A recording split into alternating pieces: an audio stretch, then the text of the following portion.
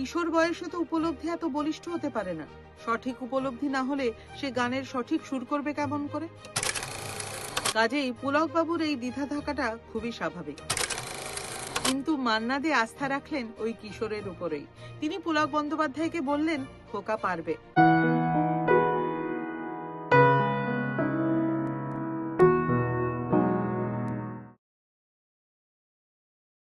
একটি গান লিখলেন পুলক বন্দ্যোপাধ্যায়। লিখলেন একটু অন্য স্টাইলে, বলা যেতে পারে গানটি একটি ব্যালাড ধর্মী। গানটি লেখার পর তৈরি হলো সমস্যা। গানটি লেখা হয়েছিল মান্না দের জন্য, আর মান্না দে সেই গানটি সুর করতে দিলেন একজন 17-18 বছরের কিশোরকে। কিন্তু পুলক বন্দ্যোপাধ্যায় পড়লেন ভীষণ চিন্তায়। এই গানটির মধ্যে একটি অন্যরকম গভীরতা রয়েছে।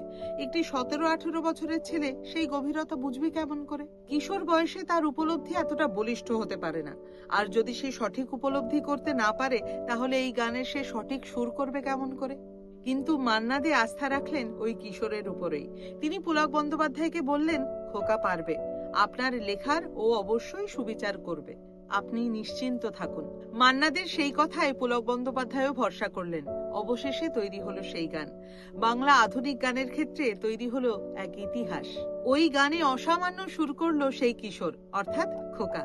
হ্যাঁ, ঠিক ধরেছেন, সেই খোকা আর কেউ নয়, এক এবং অদ্বিতীয় সুরকার নচিকেতা ঘোষের সুযোগ্য পুত্র সুপর্ণকান্তি ঘোষ। 1978 সালে মান্নাদের কণ্ঠে সেই গান প্রকাশিত হলো। এটিই ছিল মান্নাদের জন্য সুপর্ণকান্তির করা প্রথম সুর। এবার নিশ্চয়ই ধরে ফেলেছেন কি সেই গান?